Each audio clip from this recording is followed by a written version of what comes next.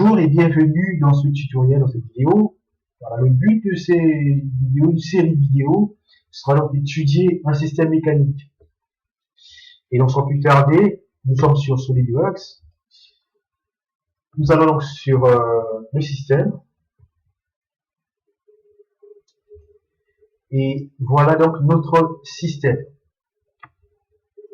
Et donc là, le fonctionnement est tout simple. Donc on a au départ une rotation ici et on traîne donc la rotation de la grande barre. Et ici, à la sortie, on pourra jouer par exemple pour obtenir une grande force ici ou une grande vitesse ici. Par exemple pour soulever un poids, pour pousser un objet par exemple. Et donc on a que des rotations. Et celui-là, il fait un mouvement plan parce qu'il est entre deux pièces qui sont en mouvement. Donc voilà. Son mouvement est plan, n'est pas rotation, n'est pas translation. Donc on va aller dans notre étude. Donc au départ, ici, j'ai trouvé bon de côté quelques entraces, quelques pièces. Donc ça c'est la longueur de la biellette ici. La longueur de la bielle. Et donc ça c'est l'anthrax entre ces pièces et ces pièces.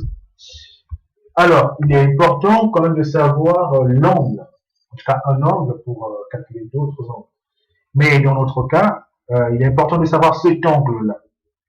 Donc l'angle entre l'horizontale et notre axe. Alors ici, il s'agit de calculer les forces, parce que c'est l'étude statique pour cette vidéo. Donc il s'agit de calculer les forces, mais en une position. Voilà pourquoi là, notre position initiale, c'est une position P0.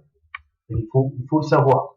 Et à P0, vu que c'est un système à 1 degré de liberté, donc à P0, cela convient également pour les autres positions. Donc P0 est unique. Avec cet angle-là est unique. La position de cet angle-là est unique pour aussi d'autres composants. Et donc voilà, l'hypothèse, on a donc les longueurs et on a notre fameux angle. Et donc l'étude statique. L'étude statique va nous permettre de calculer tous les efforts supportés par le système. Donc on a le PFS, qui est le principe fondamental de la statique. Donc on a la somme des forces qui agissent extérieurement au système est nulle. C'est le produit de la première équation. Et on a la somme des moments aussi qui agissent en un point, bien sûr, qui agissent sur le système est nulle. C'est la deuxième équation. Donc là, notre convention du signe est là. OK?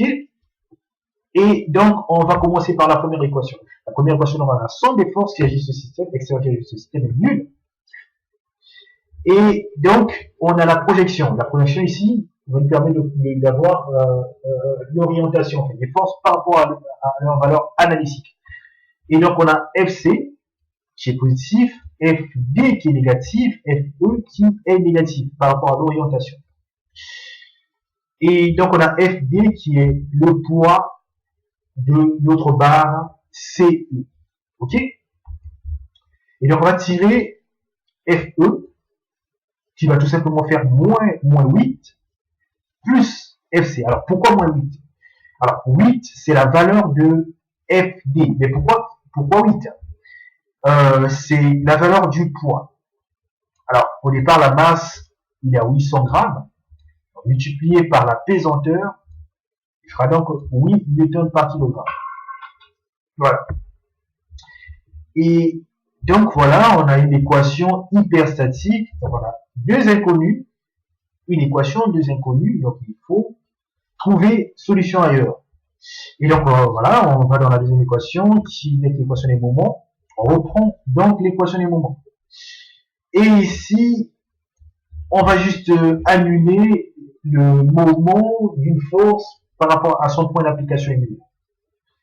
Et donc, on reprend le reste. Et par rapport aux conventions du signe, FD est positive et négative au départ. Celui-là, c'est ce qu'on a dit. FD est négative. Bah ici, il est multiplié par une distance qui retourne négative. Parce que sa rotation, son point de rotation, c'est D. Ok? Son point de rotation, c'est D. On va le voir. Son point de rotation, c'est D. Donc ici, le point de D, il sera DC. Or, ici, la multiplication, il fait CD. Donc DC est négatif. Donc ce qui rendra le moment positif. Ok? Donc son moment est positif. Voilà. Pareil. Contrairement au moment de FE, il est négatif. Donc voilà, on tire donc la valeur de FE. Donc FE, voilà sa valeur. Ok? Une fois trouvé donc la valeur de la force FE, il faut donc trouver les autres forces. Voilà, on a cette relation-là finalement, on reprend dans cette relation, et là, et on tire FC, donc qui fera ça. Ok? Qui est donc la résultante des deux efforts. Pourquoi elle sera la résultante des deux efforts? On va l'expliquer vite fait. Alors, quand on a la rotation ici, la force qui en C a tendance à descendre. Mais la force qui est là a tendance à résister à la rotation ici. Et donc à l'effort qui est là, donc elle a tendance à monter, et cette force-là, bien sûr, elle monte. Donc les deux forces la montent, et cette force descend, et ce qui fait de cette force-là la résultante de ces deux forces-là. Donc les deux montent, et celle-là descend. Donc la résultante est lancée. Donc voilà pourquoi elle est plus grande que les autres forces. Parce qu'elle résiste à ces deux forces. Donc on reprend notre étude. Et donc voilà, elle fait 12,67 newtons par kilogramme. Et il faut trouver les autres forces. Voilà pourquoi on isole la barre BC. Alors, la barre BC, on n'a que deux forces. On va appliquer le principe des actions mutuelles, de forces mutuelles. Et donc, nous dit que les forces mutuelles sont égales et opposées. Donc, en valeur absolue, elles sont forcément égales. Donc, BC, la force en B, prend forcément la valeur de la force en C. C'est ce qui est là. Après, il faut trouver donc la force dans la barre AB. Et pour ça, il faut isoler donc la barre AB. Et grâce donc à notre angle alpha 1, on est capable donc de calculer, une fois qu'on connaît la force qui agit là, d'accord, par rapport à sa direction, hein, on connaît sa direction, cet angle-là nous permet donc de calculer la force donc ici. Ok? On connaît, donc il suffit d'appliquer sinus alpha, qui serait égal à cette force-là, sur l'hypoténuse, qui sera la force dans la barre. Ok? Et donc c'est exactement ce qu'on a eu à faire ici. Ok? Et on tire tout simplement la force en AB. Et voilà. Et c'est pas étonnant que la force en AB soit plus grande que les autres forces, parce que c'est la force qui supporte tout le système. En tout cas, c'est la barre qui supporte tout le système labial, supporte tout le système. Donc, dans la plupart du temps. Et donc voilà, on a tous nos efforts qui sont calculés. Et donc la prochaine vidéo, nous allons tout simplement étudier la cinématique, donc calculer les vitesses, l'accélération, sans tenir compte donc des forces. Et donc, on va nous revoir à la prochaine vidéo. Et voilà.